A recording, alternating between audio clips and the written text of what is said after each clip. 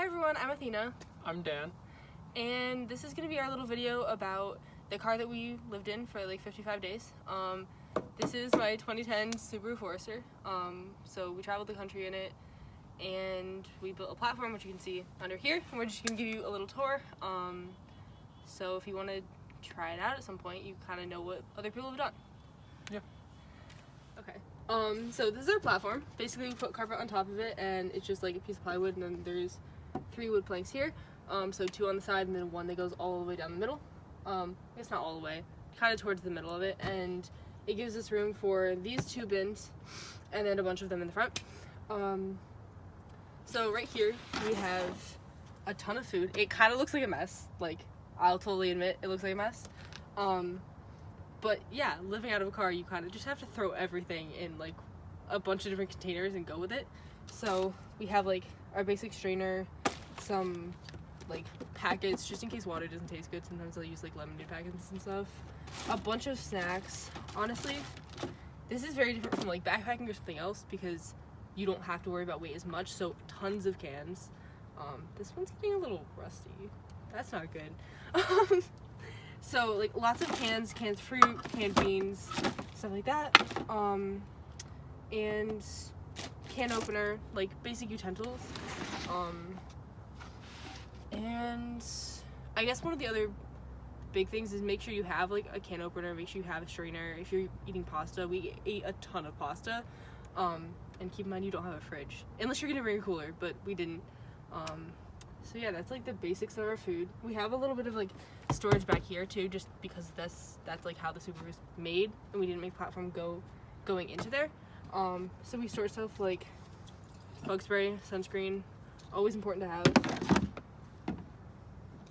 Moving to the other side of the platform. So this we kind of intended to be like a wash bin, but that didn't end up happening because that's a pain to do, honestly, to fill this with water every time. It's a waste. So it just ended up being like a dish bin. We kept our pot, our pan, well, we didn't have a pan, but bowls, plate, silverware, that type of thing. Ziploc bags of your friends for dirty utensils, just throw them in there, you know. Reuse them.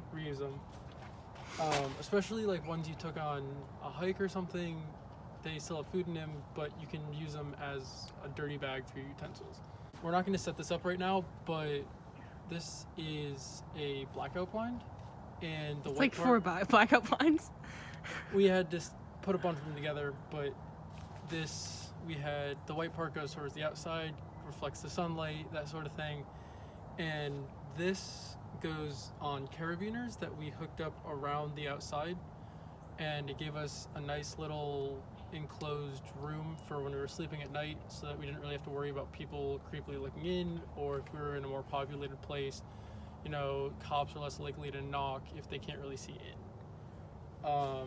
So the last thing that I'm going to talk about till we move to the front is we have our nice Coleman 2-burner stove. It's worked really well, honestly. For $50 it works well. You get a lot of uses out of a single bottle of propane, and in my opinion the 2 burners are worth it because you don't have to make your dinner in stages. You can make it at the same time. Right Here we have like 4 different bins that go like across both of these doors. So there's 2 on one side, 2 on the other side. That just makes it like easily accessible and you don't have to pull it all from the trunk. So we just bought like a 4-pack of these. Honestly, they've been pretty good. You don't really have to worry about the lids that much as long as you're storing them under there. We just kept them on for like labeling stuff. So what I suggest you do is the stuff that you're gonna need every single day go in the outer 2 bins, and then the ones like that you're not gonna use as much go in the inner one. So no matter how you set up your car, you're gonna want everything to be easily accessible that you're gonna use every single day, because it's a lot more effort than you think just trying to rearrange things every day. This one has like basic camping stuff and a random box of mac and cheese. Doesn't matter. I don't know. Yeah, basically this is just like, you're gonna want to keep your car clean. Honestly, we didn't that much, but like you might want like a brush or something like that. Sunscreen, stuff to like keep bugs away. I'll take this out. So this, I looked at a bunch of different, I guess, methods of keeping mosquitoes out while also having some airflow. And one of the big ones that I found was you roll down one of these windows. It can only be the back windows, and then you put like a screen on. So. Well, one of the back windows. I know, I'm getting there. Why is there? Anyways, there's duct tape on it. So it kind of just looks like a big like ringy thing. It's kind of weird and stretchy. And you basically just put it like over the window, and it like goes all the way down. I'm not gonna do it, but like it goes all the way down. And it keeps the mosquitoes out. It's pretty good as long as you're not in like a super buggy area. We didn't really risk it in any sort of swampy area, but it works.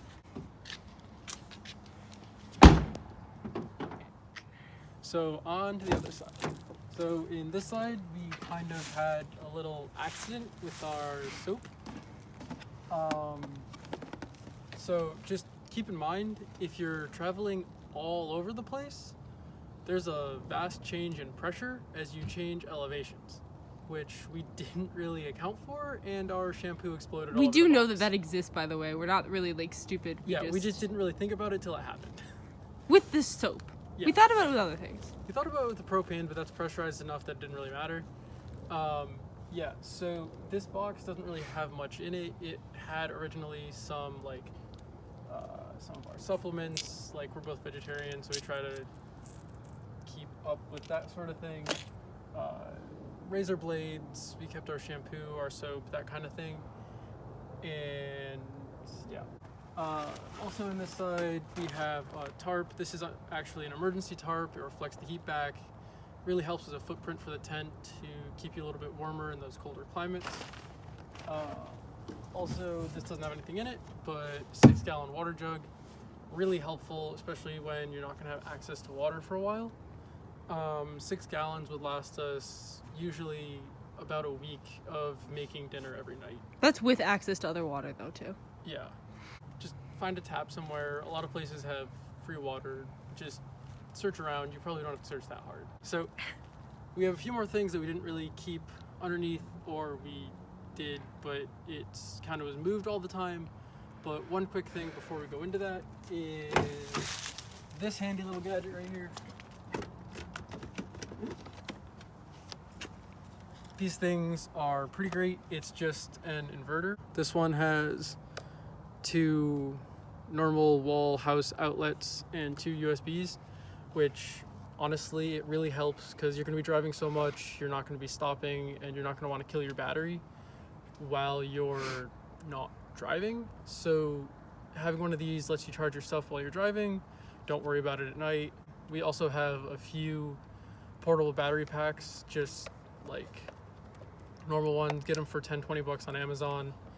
They're really helpful, especially if you're on long through overnight hikes, that sort of thing, because you can keep your phone charged and it can really just help save your butt in an emergency situation.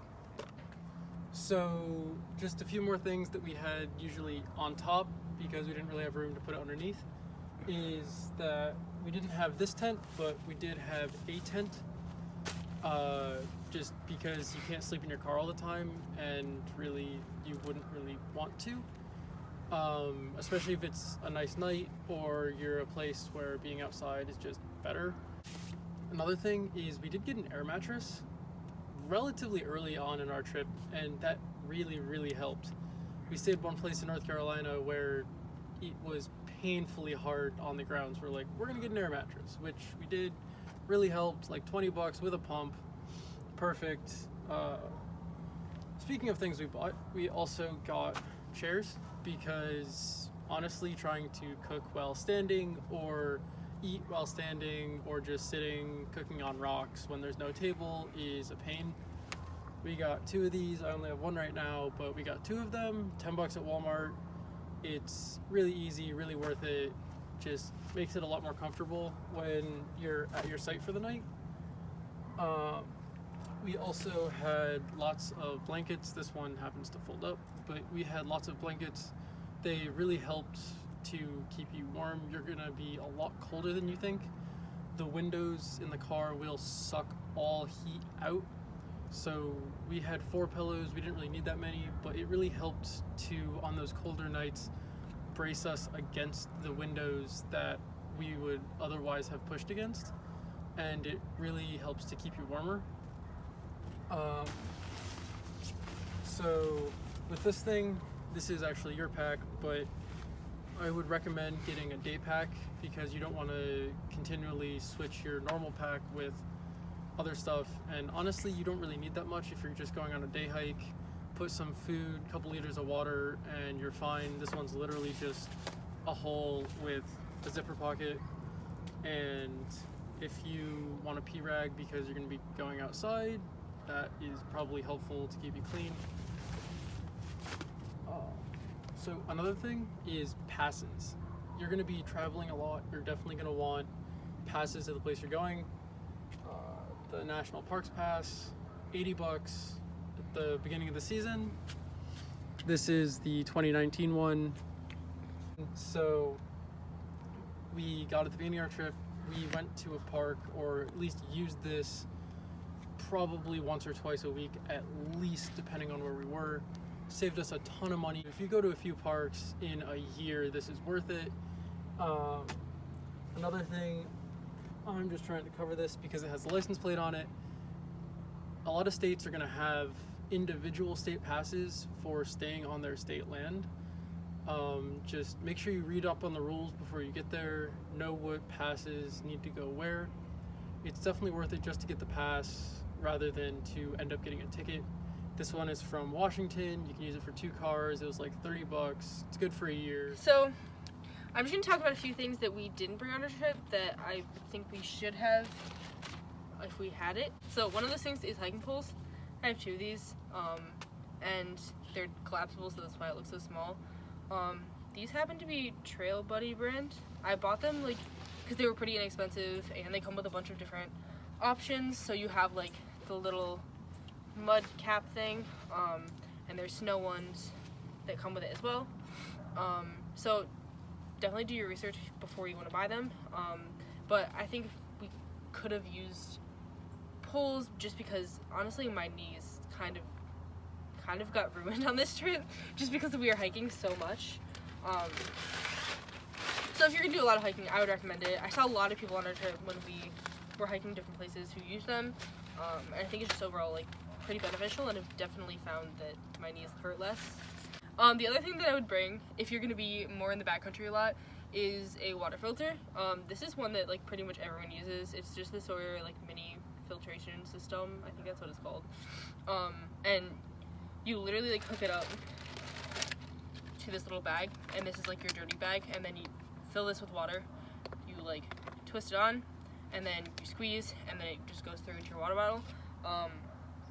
It's pretty simple. I think it was like $30, which sounds expensive, but honestly, filter your water. It's worth it, especially if you're in a highly populated area. You're gonna want one of these. And yeah, I just think it's useful even when you're living in the car. It's useful because say you end up in the middle of nowhere, you don't have any water left in your like water bottles, this is kind of gonna save your life. So I really like it. We've used it a lot. I mean, I've used it a lot. I think it's worth buying. Oh, okay, this is ridiculous, and I'm still gonna say it, and you're gonna laugh at me, but my mom has so many of these little extra ponchos, but like this kind of saved my ass. Like, I would prefer a regular raincoat, but I don't really own one, so like, buy a real raincoat if you're planning to do a lot of things in water, or just like are good with the rain, which I like rain, but ponchos are always useful. I have a million of these. They're super cheap. It's just another one of those like emergency things. And then this bad boy. Ooh, there's things in it. So I did a lot of research before I bought this, and like I'm just gonna say this right now, I'm not an ultralight hiker, so don't go telling me that like this is too heavy. I don't care. Just so you know. You're laughing at me right now. It's just true. Okay, so this is from Gregory. It's 60 liters, and I think it's the Amber. Yeah, that's what it's called. I've been using these a lot in the Adirondacks. I really like it, and it's one of the more like affordable packs out there if you're gonna buy new. I would honestly recommend buying used. I didn't really know that I could do that when I bought this, but it's yeah, it was worth my money. It's under $200, like well under that, and has a ton of storage. Last thing that you probably should have, depending on where you're gonna hike and if you're gonna hike overnight, you don't need this if you don't hike overnight. But if you are going to hike overnight in areas that have bears, this is a bear can, and it's basically just a big plastic thing that keeps bears like away from your food. There's a lot of regulations about this, so make sure you check out where you're hiking. And yeah, we have little stickers on them. I think it's cute. That's about it. Keep bears safe. Keep yourself safe. Use one of these. So yeah, that's basically our car. That's Subi. We lived in her for about 2 months, and that was pretty much our setup. So hopefully you guys liked it. Follow us for more. If you have any comments, or if you want us to go into more detail about anything, shoot us a comment below. Thanks for watching.